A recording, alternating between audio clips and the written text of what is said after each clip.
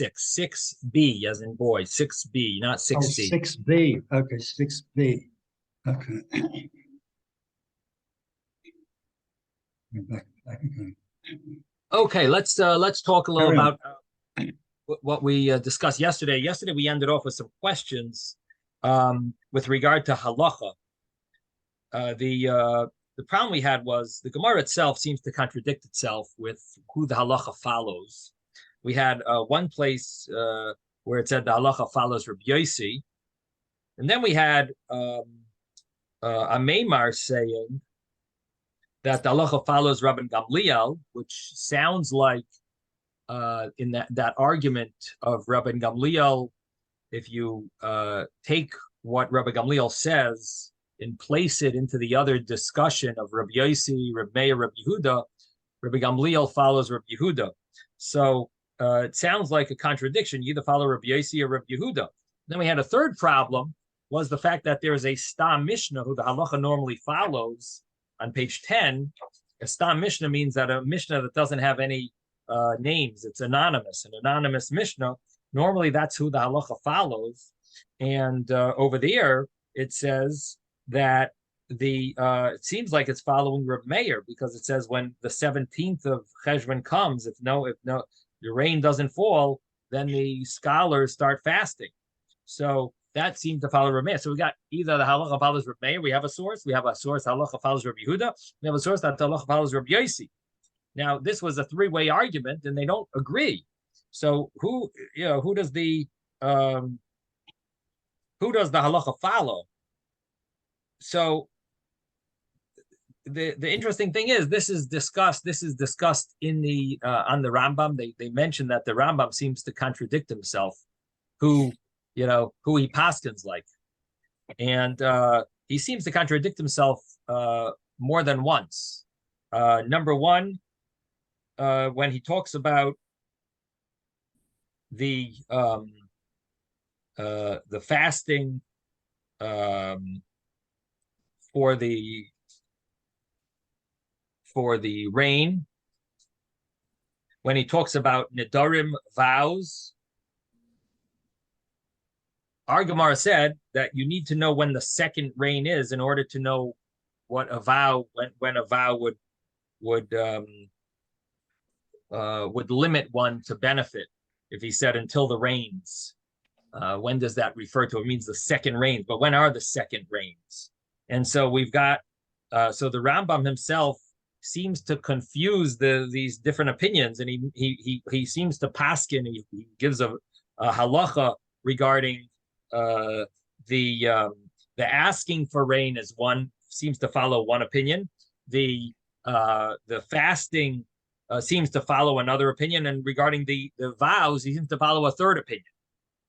So the commentaries on the Rambam all ask this contradiction that doesn't seem to flow. Who are you following? Which opinion do you go by? And the Kesef Mishnah asks two of the questions on the Rambam in his commentary on the Rambam, and then the Shach in Shulchan Aruch asks his question on the Shulchan Aruch, asks the question on the Rambam that the Rambam seems to contradict himself. So what I'd like to do is I'd like to get into this when we covered page 10. Then we'll go back. Maybe we'll try to explain the different opinions, the way the way that Rambam seems to be learning. How can you fit these different halachas if they're coming from different opinions, and they're not, they're each of them is exclusive. They're not they don't agree with each other. So that's an issue that we asked yesterday, and it is brought in the commentaries on the Rambam and in the commentaries on the Shulchan Aruch, this seeming contradiction or question: who does the halacha really follow?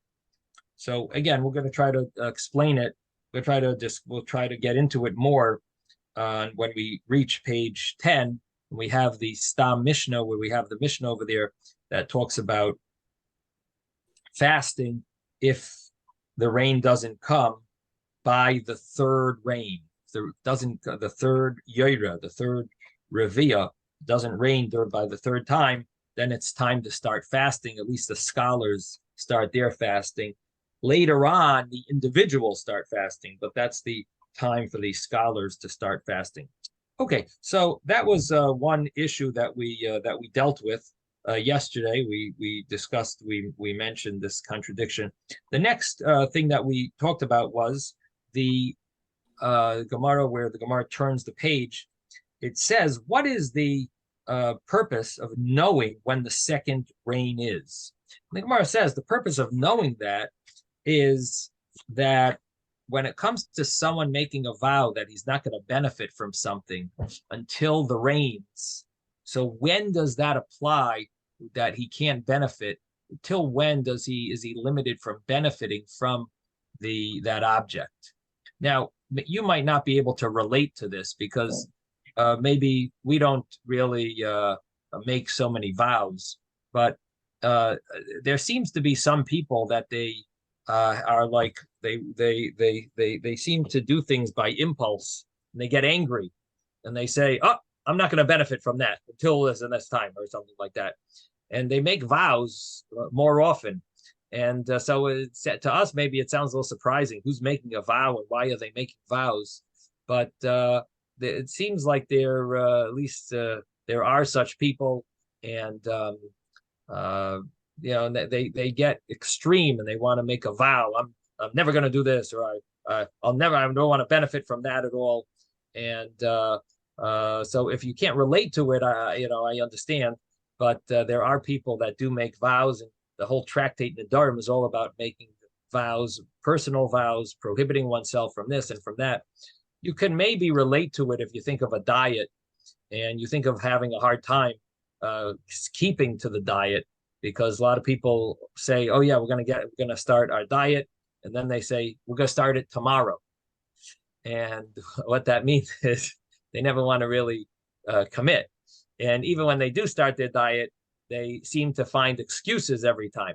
So one way around that is if you make a vow and you say, I am, someone says like they're never going to have chocolate or sugar or some other fat, something unhealthy, or for fried foods or something like that. And they're starting their diet, and they make a vow.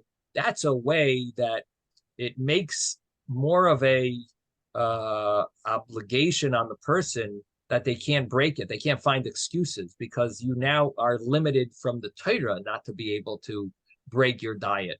So that would be a reason why someone might want to make a vow, would be if they want to have that extra strength, extra force to have to keep it, even though their internal self-control is not strong enough. But because the Torah prohibits it now, because they've now made a vow, that forces them to keep the rule. So that would be, so that maybe could make it a little more understandable. So someone might say that they're not going to do something or benefit from something until the rains. So when does that apply to? So the Gemara tells us they would be prohibited to benefit from that thing until the second rain, until the second rainfall. Now, Rabbi? Yes, Yehuda. But by making a vow, so you're committing yourself to a Torah prohibition. And so like with your example, if you can't stick to the diet without making a vow, so how are you going to stick to it when you make a vow? Because when the Torah prohibits you, like many people, if you said, I'm going to not use my cell phone for a whole day, right? It's going to be very hard for you to do that on a Wednesday.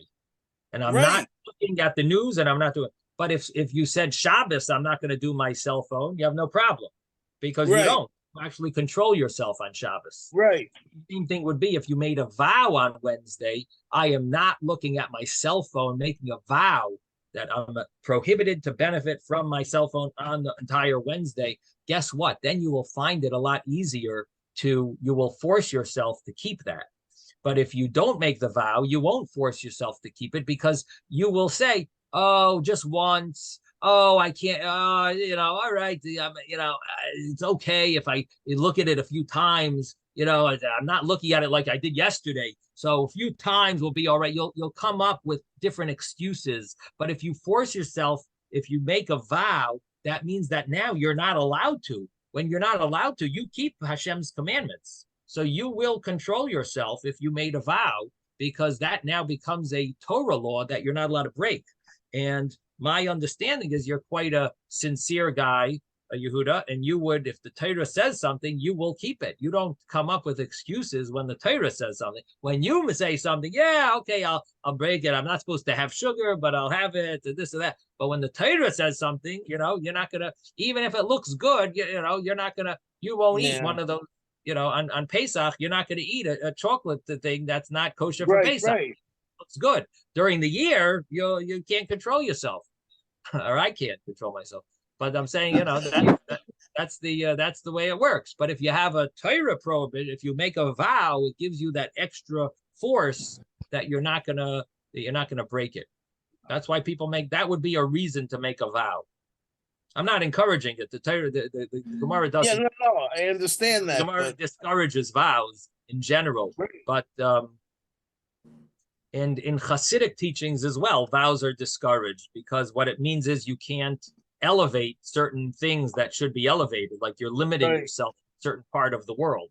You're prohibiting yourself from going to a certain place, prohibiting yourself from elevating certain food, prohibiting yourself from talking to someone. You're not able to elevate things. Right. But on the other hand, there are times when you need a vow where you can't control yourself, and that's when a vow is actually somewhat beneficial. Because it will help you. It will help you have that self-control, because the Torah is now giving you that extra control. The Torah, if you make the vow, now you're limited by a Torah law. Yes, Ben. The vow helps because otherwise you tell yourself, well, I didn't do it for so long, so it'll be another few days. But the vow gives you a deadline. You better start now. Right. Correct. So that's the that's why there's a whole tractate of Nedarim, because it is something that's beneficial to people to make promises and vows, and there are times when it is of value. Okay, so the next thing that we spoke about was the permit for people to benefit from the Leket Shikhan Heya, which is the different items that are meant for the poor. And these items that are meant for the poor, they become permissible once the Nemushais take whatever they're going to take. After that, it's like a free-for-all. Anyone, even rich people, could come. Whoever wants can come. And then when it came to grapes, there was a different term that was used, or a different time frame. When anyone who wants to come could come. It's once the poor people come a second time, and after they came the second time, then then it's basically a permit for everyone to come and take. And when it came to olives, that was the time frame for that was the Revia Shnia, was the second rain. That's why our Mishnah that's why our Gemara, talks about when the time for the second rain is, because it does have a practical application with regard to whoever wants to come can come and enjoy the grapes, the olives after the second rain. Now, one of the questions that the commentaries ask here and on the other cases is, does the second rain actually have to rain, or is it the time of the second rain? So, for example, the olives. What is the reason why you would be allowed to take these olives? Why are the wealthy people now allowed to take the olives after? What does the second rain have to do with it? What does that do? I understand the other cases. There's none left. And the way we explained it, which was Rashi's interpretation, was that the poor people who are supposed to be the owners of it, they are miyayish. They give up hope. And there's a concept in monetary law In other words, laws of ownership, that when you give up hope from something, you relinquish your ownership of it, and it now can become someone else can take ownership of it.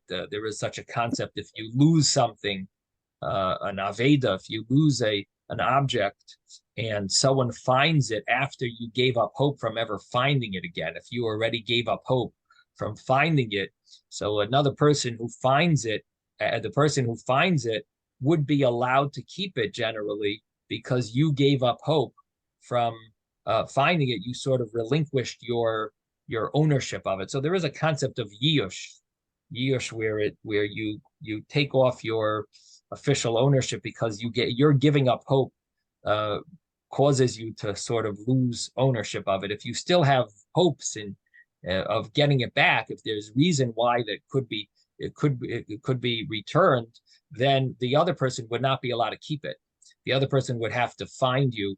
And that's why generally, if there's no sign on an item, if there's no symbol, there's no way that they're going to know it's theirs. For example, they lost something that was just bought that had no recognizable sign. There's almost no way for the person to claim it's his and tell you that, yeah, what you found was really mine. What do you mean it's yours? Prove that it's yours. Is they all look the same. But if you used it and you had a certain scratch on it, or you made it, you built it, so it's something personal that's yours, is something you didn't give up hope. You don't give up hope, because people will know that it's yours, or you'll be able to give a symbol to prove that it's really yours.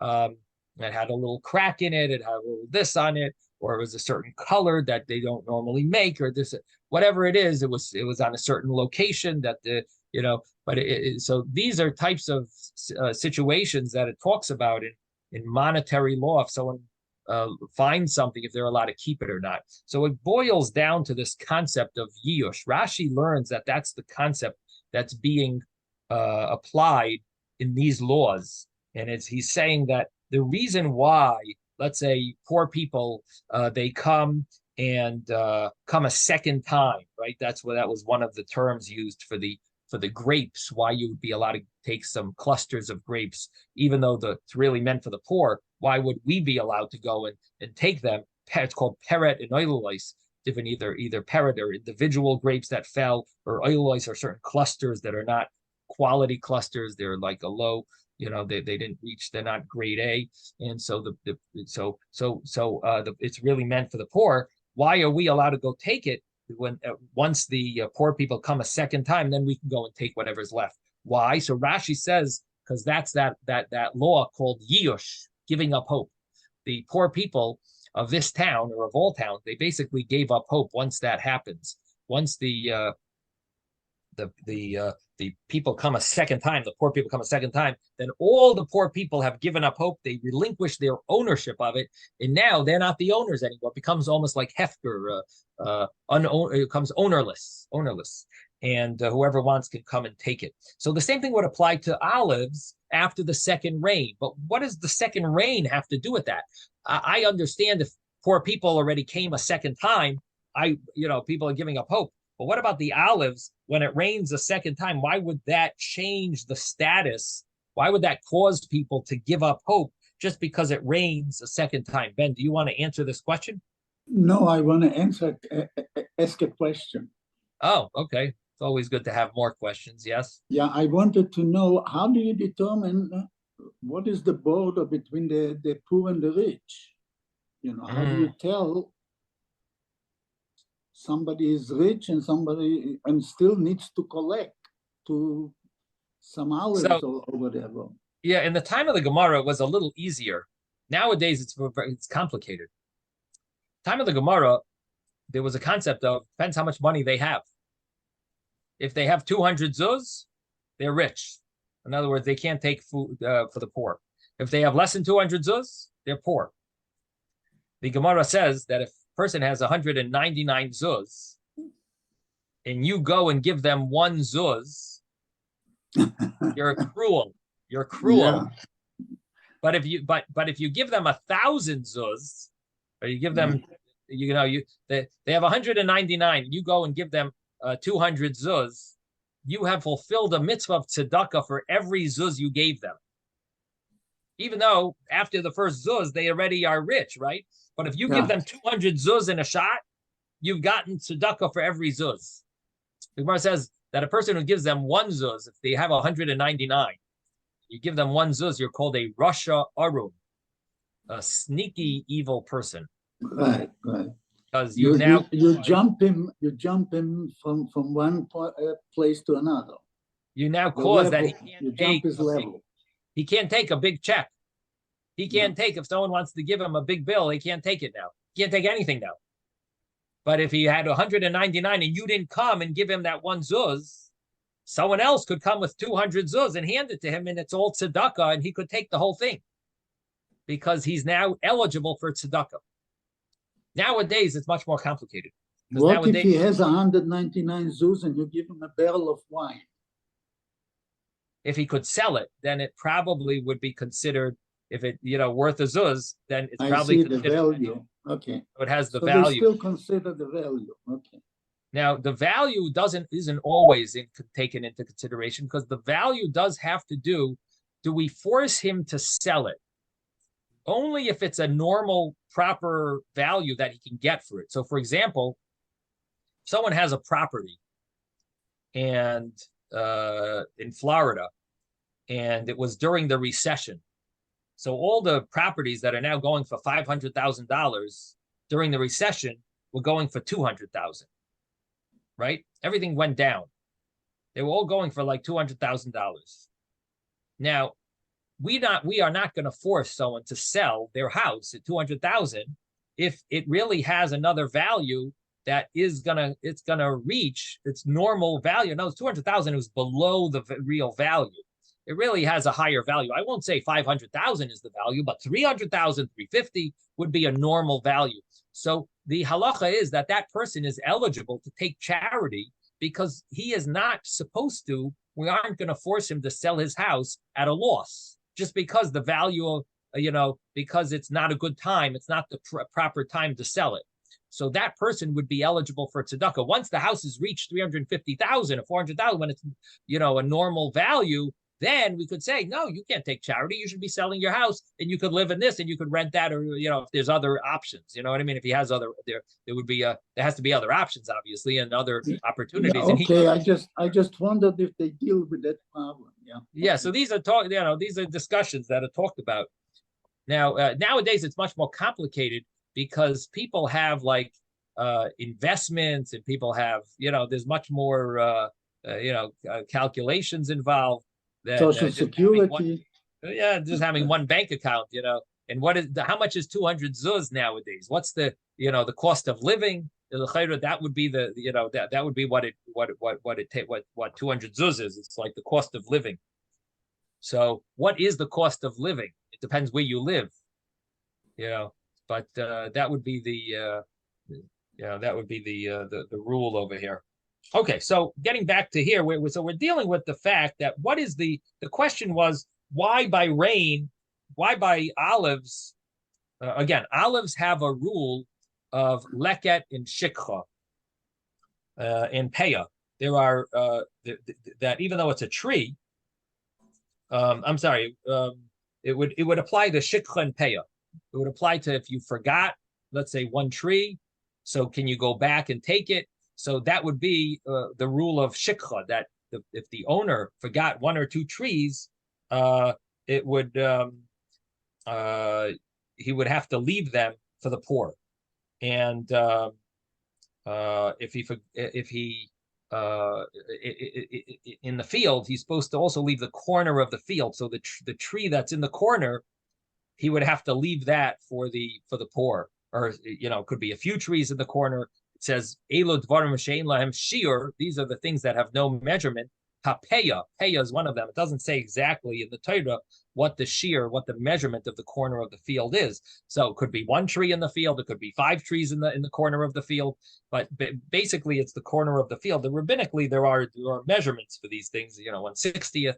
But basically, that corner tree. So when would you be allowed to have those olives?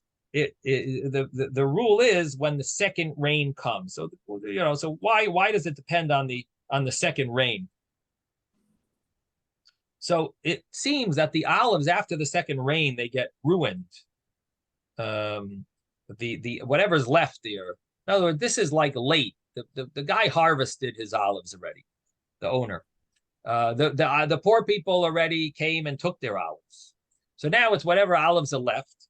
These olives that are left, they're getting rained on. And I guess, now again, I'm not in the agricultural field. I don't know what olives are like after it rains, if they're fully ripe and it rains. And these olives, are they falling to the ground because of the rain as well?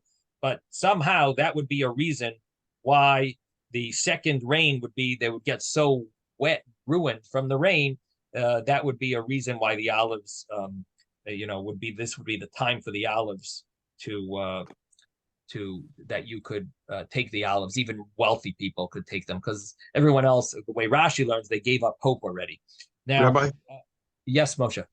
How does this apply with regards to the Shemitah year? I mean, where the poor, are able to... Everyone's considered poor in Shemitah. In other words, everyone takes the entire field. You don't leave the corners. You don't leave anything for the poor. Everyone is considered like it's considered ownerless. So everyone can take, and you don't just leave a certain portion. It's free for all, the whole field. Thank you. So anyway, so the bottom line is that it's now you're allowed to, the rain would cause you to be allowed to take it. Okay. So the question is, does it have to rain and ruin the olives, or is it enough that it's the time of the rain, the 17th of let's say it's the second rain? Well, the different opinions when the second rain is. Reb Meir said it was the 7th of Cheshvan. Reb Yehuda said it was the 17th of Cheshvan. Reb Yossi says it's the 23rd of Cheshvan. But basically, when would they be allowed? When would wealthy people be allowed to take these olives? It would be that second rain. Does it have to rain on that day, or is it enough that it's that when it's supposed to rain that the people give up hope and say we're not? The rabbis made a set rule. Maybe the rabbis said we're making a set rule. That's normally when people would give up hope, even though this year it didn't rain. It's good enough, and we are sort of like exempting them and making them giving a permit, because that's the official blanket rule. So that's discussed in the commentaries about does it have to rain. And I will take it one step further, and that is that the second rain, is that dependent on the first rain? What happens if the first rain never rained? And so the second rain is now happening on its time, but there was never a first rain. So would we consider the first rain would we consider the second rain like the first rain, and really the second rain never showed up yet? And therefore, maybe you can't go and take it, even though it's the time of the second rain. But because the first rain never showed up, and now it's raining on the second rain, this is not called the second rain that ruins the olives, because the olives never had their first rain that they needed, maybe. So these are discussions. These are questions that are discussed. If there's a blanket date, or is it depends on the rains. Of course, the simple way to learn it would be if it rained properly. For the proper appropriate rain happened the first time, appropriate rain happened the second time. That would be the cutoff date. That, of course, would be a very simple way of reading it. But from the fact that the Gemara seems that the Mishnah really. Mishnah in Peah seems to give this as like a blanket rule. Maybe it does apply to all scenarios. But anyway, these are discussions here that could be looked into and researched. Yes, Ben. I thought once they decide on a date, it doesn't really matter if it rained or not. What is your decided? The period is decided the second rain. There is a period for first rain, there is a period for second rain, for third rain. So the period, once you decide on the period, you really don't have to wait for the rain. Well, that is correct, that the rabbis made a set time when the rain should come, that's the official timing for that rain. Question is, does that ruling that they say this is the time of the second rain, does that apply even in years where it didn't rain? Does it apply to this law of the olives? In other words, their ruling is a ruling that they have their times. And you're right. The rabbis made that the first rain is supposed to be on the, let's say the 7th of Cheshvan, Rabbi Gamliel, or Rabbi Yehuda. The 7th of Cheshvan is the first rain is supposed to come. So the law is that we start asking for rain then. Now, whether the rain comes or not, we're going to ask for rain. That's the time when it's supposed to rain. We ask for rain on that day, whether it followed the official season that it should, or whether the rain didn't, it doesn't matter. We are going to ask for rain on that day.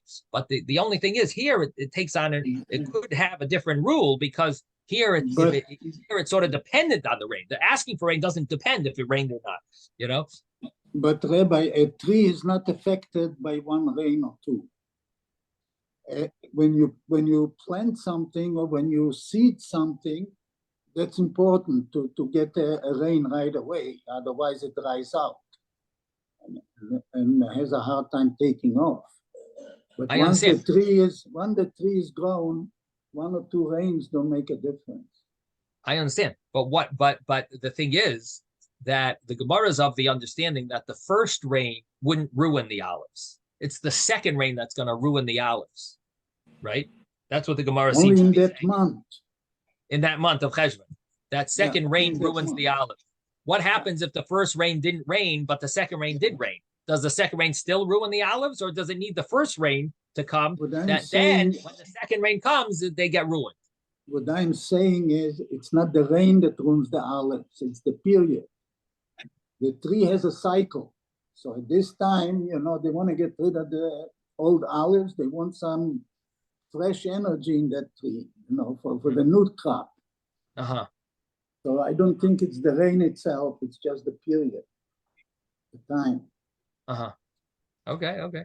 Anyway, the other thing that I wanted to mention was Rashi is using this term of yiyush when they give up hope, which basically means that the poor people are the owners of this produce. And once they give up hope, it now becomes like they relinquish their ownership. The Rambam makes it gives a different understanding over here, that the whole law applies that you have to leave this for the poor. The concept of la'ani v'lager ta'azov osam, for the poor, the ani, for the poor person, you have to leave it for them. And the Gemara understands, there's a Gemara that says that you leave it for the poor, but you don't have to leave it for the animals. That it's not meant for the animals, it's meant for the poor, which means if the poor people aren't showing up, then you no longer have to leave it for them. So according to that, it's not that the poor people are the owners. It's not owned. It doesn't become mamoin aniyim. It doesn't become money for the poor. It becomes a gift they're eligible to take. Now, if they're not coming anymore because they're not interested in it anymore, so naturally, the Torah law that you have to leave it for them only applies if it's for them. If they're not going to come, then you don't have to leave it for them. It's only when you're leaving it for them. If you're leaving it for the animals, then there's no mitzvah to leave it. The whole mitzvah is to leave it for them. So if they're not coming, then there's no mitzvah to leave it for them. So according to the Rambam, it's not that they give up hope. It's that you don't need to leave it anymore. Once this time frame comes, you no longer have to leave it for them. And so, in other words, the mechanism, the avenue that makes it permissible for everyone to take is a slightly different avenue than Rashi. Rashi used the concept of yiyush, that you gave up hope. You were the owner. The poor people are the owners. Now the poor people gave up hope. Now they relinquished their ownership from it. According to the Rambam, it's not that the poor people were the owners, and this was almost like owned by the poor people, a general ownership, a communal ownership. It isn't that way. The way the Rambam learns is that you no longer have the mitzvah of leaving it for them, and because of that, it's now permissible for anyone to take it. Okay, so going back to the Gemara, the continuation of the Gemara said we had the Rabbi Yochanan and Reish Lakish.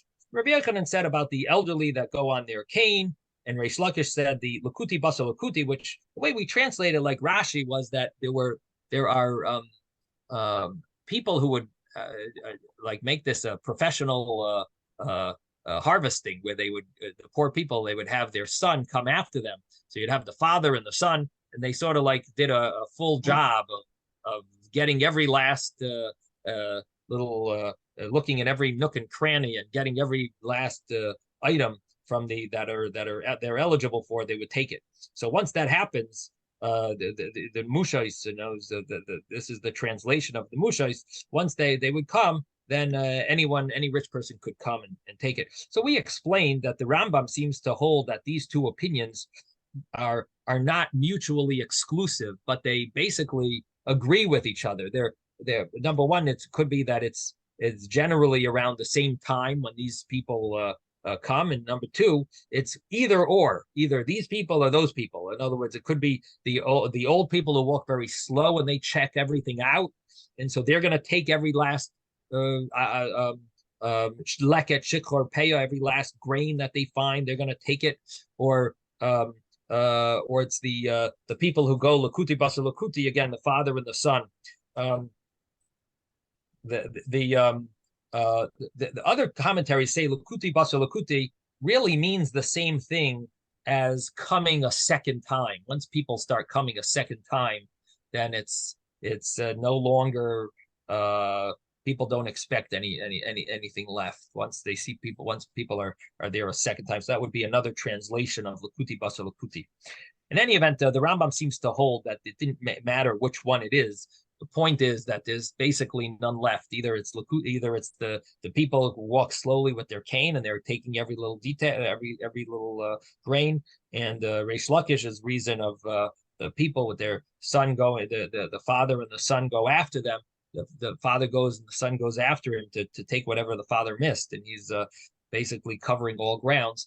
Either way, it's now no one is interested. People are no longer interested in coming and taking it. Anyway, it boils down to that is the time for the second rain, as well for the olives. That would be the appropriate time that anyone could come and take olives after the second rain.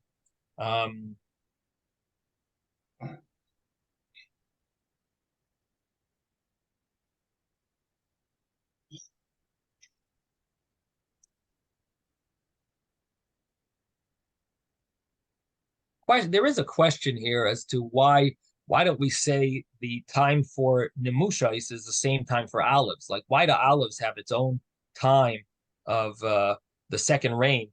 Why don't olives have this idea that people come, they come a second time, or they come with their son, or they come, or they walk on a cane? And why don't we have that ruling for olives as well, or grapes? Maybe the same thing should be for grapes. Grapes, we said it goes by coming a second time. Why don't we say the other reason there, that maybe it's people who come on with their canes? It seems the Gemara could have said that could be a good time as well.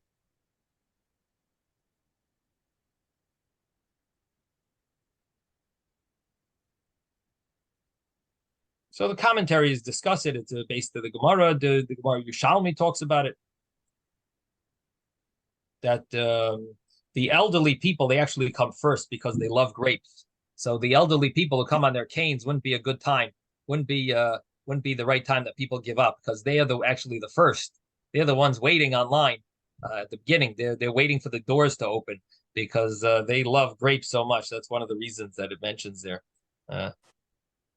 But on the olives, the cane doesn't help you. So what is that? On the olives, the cane wouldn't help you. You're standing by the tree. You're not walking slowly. You can't reach it. Right, you can't reach it. No, but you're not walking slowly to find it.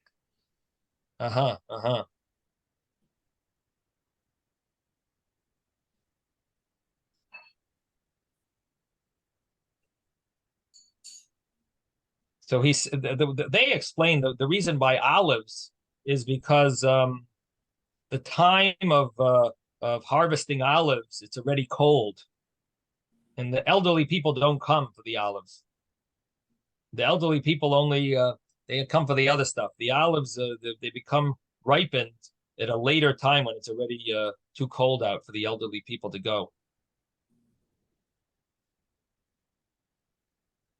And when it comes to coming a second time, people don't come a second time for olives again because it's so cold. They're not going to come back for the individual, the small little stuff that they left. They're not coming back for. So that's basically the discussions here on this Gemara, and we're going to now continue Rav Papa. Actually, I think we did Rav Papa yesterday. Yeah, we did do Rav Papa. So that's one more.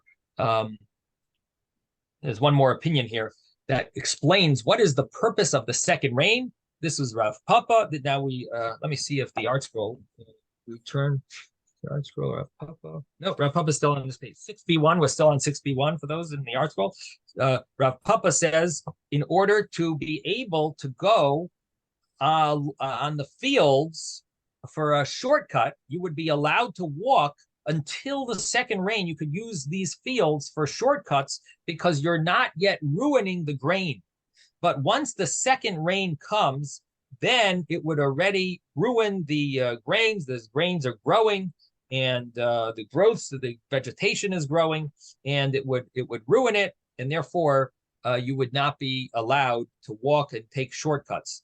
And this was an interesting law that either Yoshua or Shlomo HaMelech established, that people should be allowed to walk to go through these fields. And the second rain had a practical application of halacha that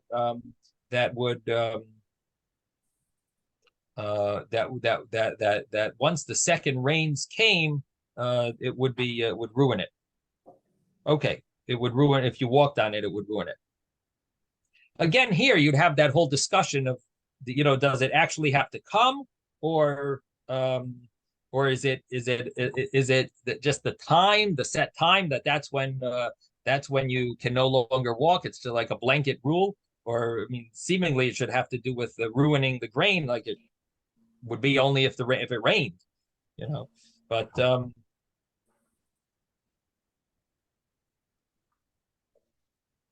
now I should take it a step further. If it depends on the rain, why do you need to know the time for the second rain? If it really needs to rain, so then once you see it's ruining it, then you wouldn't be allowed to walk. You don't need to know the time of the Revi'ah Shnei, of the second rain. You need to know if it's ruining it, and it doesn't matter the time. If it's a second rain, in other words, you'll know that it's ruining it. So who cares what time the second rain is? Whether the rain is supposed to come on the 17th of Cheshvan or the 7th of Cheshvan or the 23rd of Cheshvan, it's the actual date is not so applicable. It's more about the fact that it rained the second time and it's going to ruin it. So who cares if it's officially the rain is supposed to fall on this day or it fell on another day? If it rained the second time, we know that's going to ruin the grains, and that should be enough to tell you you're not allowed to walk on it. So the thing is, you would still need to know the time of the rains, because first of all, if you came from another place, you don't know if it rained the first time. You don't know if it's you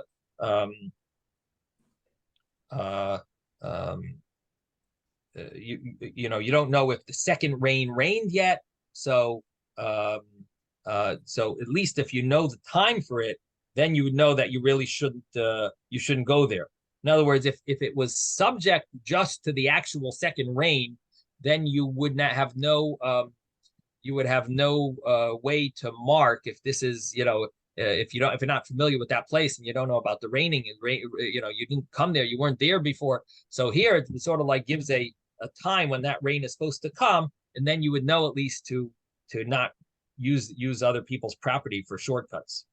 Okay, anyway, now comes the Gemara's next answer. Rav Nachman bar Yitzchok. Let me tell you what line we're on. Rav Nachman bar Yitzchok. We're on the last word on the line. It's the 11th. I think it's the 11th line of the Gemara on page 6b. 6b, the 11th line. Rav Nachman bar Yitzchok Amar. Rav Nachman bar Yitzchok says it's leva'er peiros shvius. It's to destroy or to make hefker, two different opinions, the fruits of Shemitah. Now, basically, Shemitah fruits have certain unique laws about them. The Shemitah fruit has a law. You're not allowed to do business with it. You're not allowed to you're not allowed to harvest it the way you normally harvest, where you would harvest a lot, store it up. You can't do that. It has to be free for all.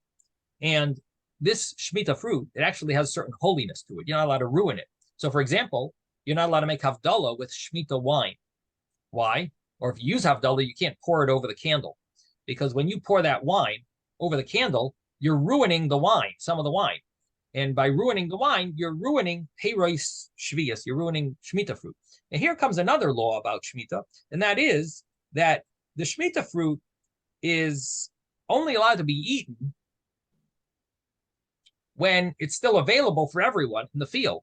Once it's not available for people in the field, for the animals of the field, then the house, you're not allowed to have it in your house anymore. In other words, it's sort of like a way, what it seems like is it's a way of forcing you that you're not going to be the only one who has this. It's you don't show any level of ownership of it. And if it's not available for everyone, you also can't have it. So what do you do with it?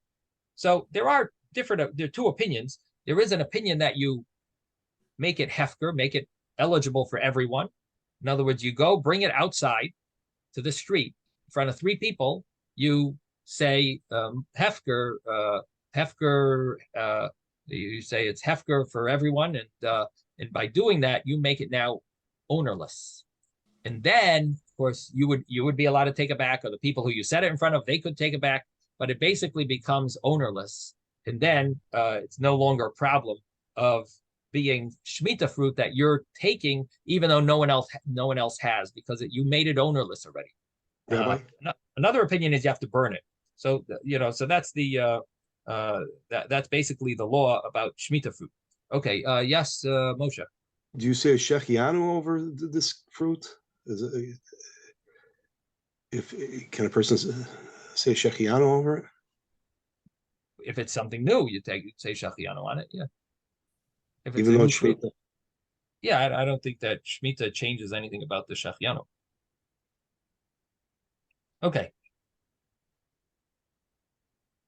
Yeah, but you're still responsible for the fine when you get the code violation for leaving it in the street there.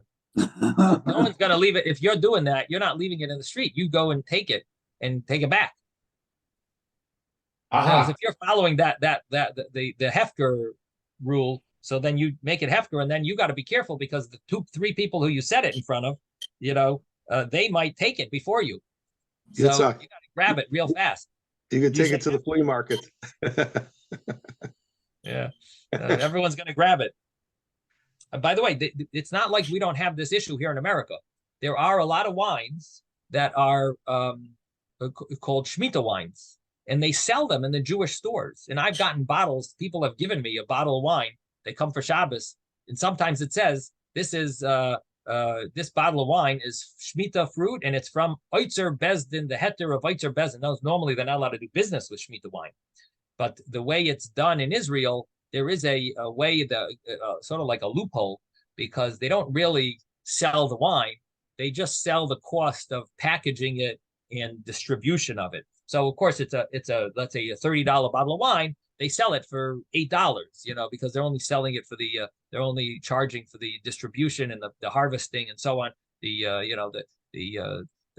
paying the sort of like the worker, but you're not paying for the fruit.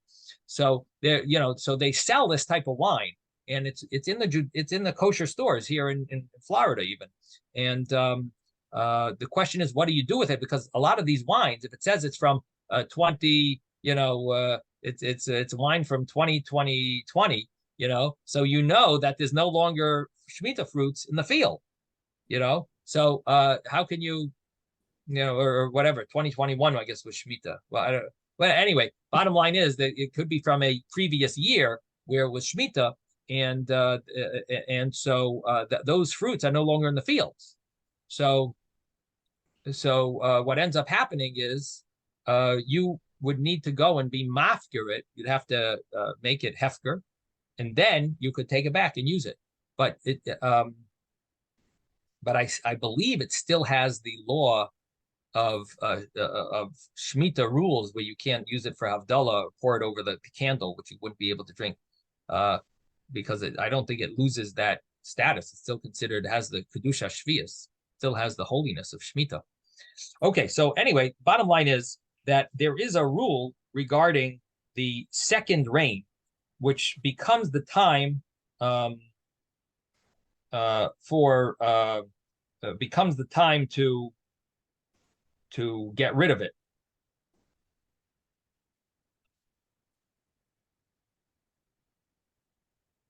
And the Gemara here brings it as one of the applicabilities of this time for the second rain. Here, let's read it inside. So Rav Nachman Yitzchok Amar Levar Pirish Shvius, it's in order to destroy or to get rid of the fruit of Shemitah.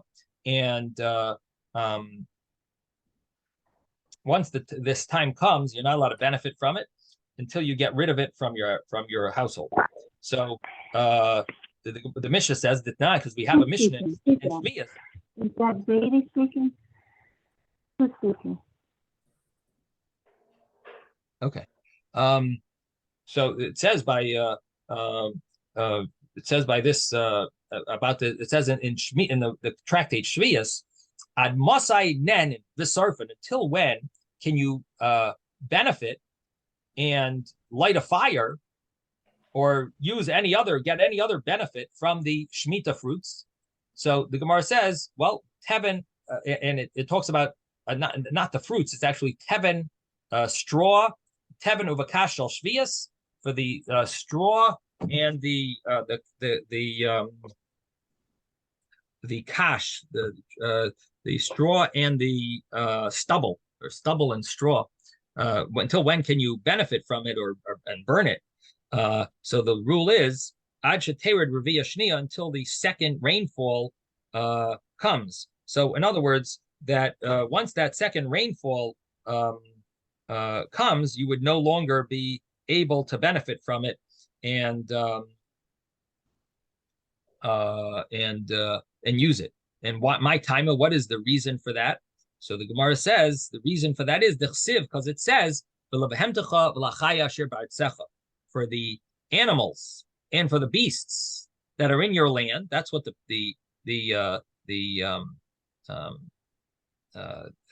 that's the rule of the Shemitah year. It has to be like free for all for the animals and for the beasts, those domesticated animals and for the wild animals that are in your fields. And the Gemara says we have to compare the domesticated animals to the wild animals. That behema and chaya are compared.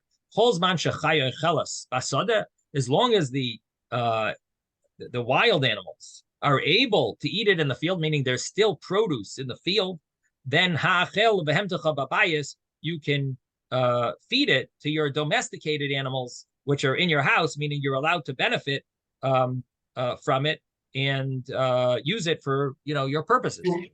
But if it's not available for the wild animals, which means, in other words, the Gemara is comparing chaya and behema. Behema is domesticated, which means they're in your house.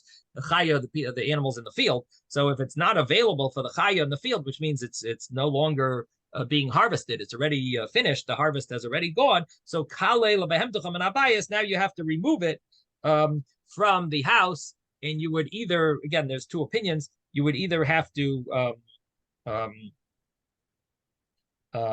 burn it, and or you would make it hefker. So that is the now, even if you have to burn it, there is such a thing that you could take 3 meals worth and then you burn it. Like you're eligible to take a little or give the food 3 meals worth to someone, and then you would have to burn it. I have to look up in the Rambam Shmita Hilcha Shmita V'Yovel the laws of Shemitah, but that's the Rambam's opinion that you really have to burn it. And the other opinion would be the hefker, which if I'm not mistaken, a Rav once told me that that's what that you can make it hefker, because I asked the Rav about this wine from Shemitah, and he told me you could just make it hefker and then take it back.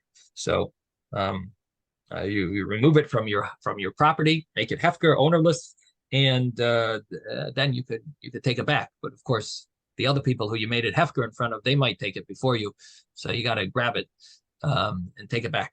So that is the law. And so, what is the applicability of this law of the second rain? So the second rain is the time for the tevin and the kash, the stubble and the straw that grew during the Shemitah year.